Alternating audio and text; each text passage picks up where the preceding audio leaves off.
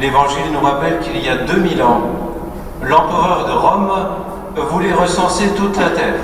Donc chacun en Israël aussi devait aller se faire recenser dans sa ville d'origine. Et Joseph, lui aussi, monta de Galilée vers Bethléem, 180 km à pied, ou à dos d'âne, avec Marie qui était enceinte au 9e mois. Tout le monde venait là à Bethléem pour le recensement. Ce qui fait qu'il n'y avait plus de place, même pas dans la salle commune. Ils s'en allèrent alors dans une mangeoire pour les animaux en transhumance. C'est là, à Bethléem, dans le silence et une extrême simplicité, que l'enfant est né, a été emmailloté et couché. À Bethléem, pour ceux qui y sont allés, sur les sommets des montagnes de Palestine, face à la dépression désertique de la mer Morte et face au majestueux mont de Moab qui se trouve juste en face, en Jordanie aujourd'hui. Comment dire aujourd'hui la parole éternelle qui sort du silence de Bethléem?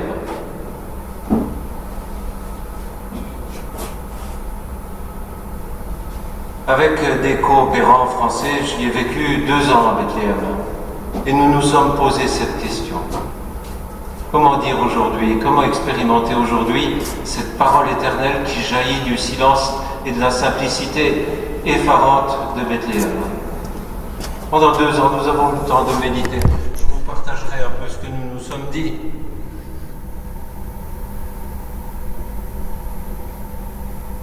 C'était les années 1989, 1991, pendant l'Intifada et la Première Guerre du Golfe. C'était très agité. Lors de ma première journée en Judée, naïf comme j'étais, je me suis laissé prendre en embuscade dans une rue et l'armée d'occupation nous a tiré dessus avec des lacrymogènes. C'est pour la bienvenue, ça. On rampait contre les murs avec les yeux qui ne pouvaient pas s'ouvrir, espérant juste que les tirs allaient cesser. Tous dans la rue, nous nous taisions, tout simplement, silence, face à l'armée israélienne. Lors des jours de grève que l'on appelait Yom Drab, ça veut dire jour de frappe, marqué à Paris, on s'en rapproche. Lors des jours de grève, quand nous rentrions de Jérusalem avec une voiture à plaque jaune, identifiée israélienne, pour pouvoir franchir le checkpoint de frontière avec les territoires occupés, malgré le kéfier palestinien que nous agitions pour nous protéger, nous nous sommes pris 4 fois de grosses pierres sur le pare-brise de la part d'activistes palestiniens. Un jour, même une balle perdue à 10 cm de la tête. Et nous rentrions au séminaire sans dire mot, en silence, et rien à dire. J'allais célébrer la messe à des sœurs qui habitaient les Vasques de Salomon, le lieu du Cantique des Cantiques, juste derrière Bethléem. Et quelquefois, les jours de grève, des jeunes encagoulés attendaient les voitures au tournant d'un virage de montagne avec des pneus en feu, nous jetant de vieilles carcasses de réfrigérateurs et de voitures du haut de la montagne. Il fallait sortir de la voiture pour se manifester humblement à eux. Ils me voyaient en habit de prêtre, je ne disais mot. Ils me rappelaient alors le respect de Mahomet pour les moines, et ils me laissaient passer pour rejoindre Hortas, silencieusement. Quand les soldats israéliens surveillaient le camp de réfugiés de Haïda, qui était juste à côté de Bethléem, par lequel nous devions passer avec une plaque bleue dans la nuit pour célébrer chez les frères des écoles chrétiennes, les soldats israéliens nous arrêtaient. Un jour, ils me figèrent violemment contre le mur avec le fusil mitrailleur sur la tempe, me prenant pour un Palestinien. Je n'avais pas le droit à la parole. Ils voyaient alors le passeport français et, gênés, sans excuse, ils me laissaient repartir, sans parole. Toutes les familles des séminaristes arabes chrétiens de Béjala, où je résidais, le séminaire, toutes ces familles étaient touchées par la mort ou les tortures infligées par l'armée d'occupation. Mais qui pouvait prendre la parole? Après plusieurs jours de couvre-feu, il nous est arrivé à nous autres coopérants français, de braver le silence avec nos passeports pour apporter de la nourriture à des mamans pour leurs enfants. Elles n'avaient plus rien, dans le risque du silence imposé de Bethléem.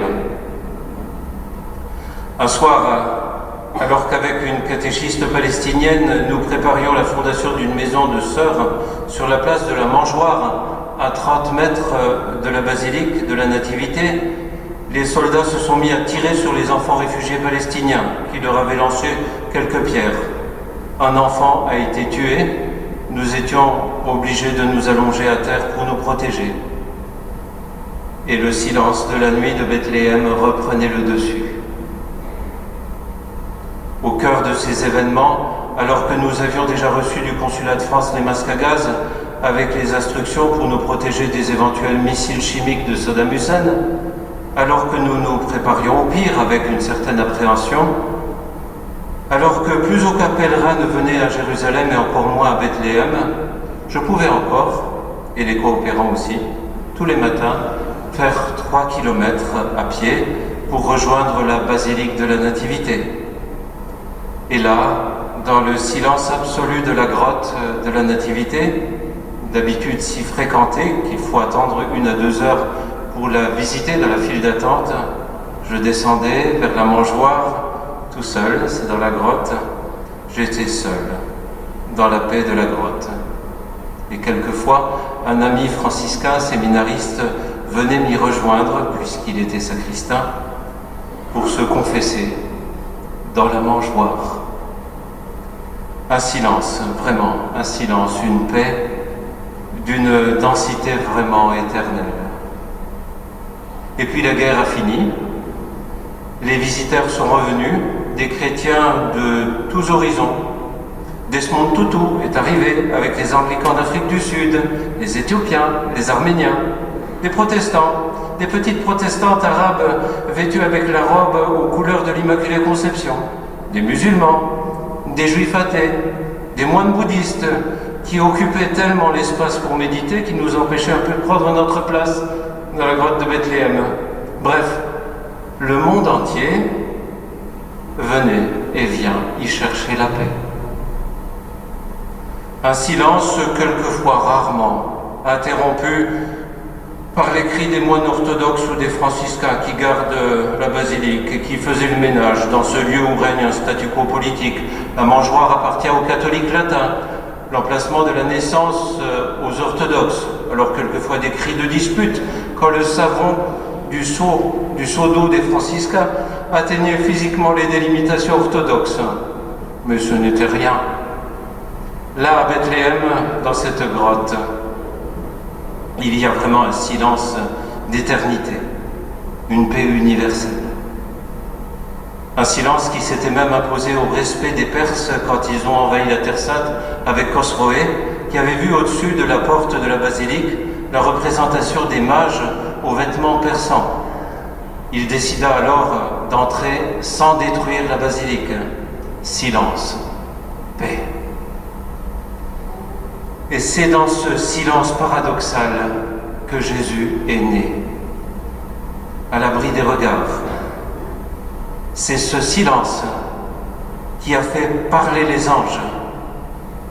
Quelle authenticité dans ce petit être humain. Parole éternelle qui se dit dans le silence. Lumière éternelle qui se dit dans l'obscurité. Téléphone arabe qui se communique aux non-pratiquants qu'étaient les bergers. Téléphone arabe relayé à tous les humains par les anges et par l'Église. La lumière authentique se donne à voir. Elle se manifeste dans l'authenticité absolue d'une petite personne humaine. Lumière authentique, rêvée secrètement par tous les cœurs humains. Lumière universelle. Il est là, dans le silence, et tous viennent le chercher. Il est là, dans le silence, et il devient leur paix. Qui est Jésus pour les gens de toutes ces ethnies, de toutes ces cultures? Un jour, entouré de juifs et de musulmans, lors d'une petite rencontre du mouvement Shalom Arshav, la paix maintenant, je leur posais discrètement la question du sens de Bethléem pour eux, du sens étymologique. Assez réjouis les uns comme les autres, ils m'expliquaient leurs différences. Bethléem signifie en hébreu la maison du pain. Bethléem en arabe signifie la maison de la viande. Et après un certain silence amusé, il me disait que ce n'était pas contradictoire, car à l'origine des langues sémitiques, cette même racine, lahem, L-H-M, qui aujourd'hui signifie, selon les cultures, viande ou pain, signifiait tout simplement nourriture essentielle.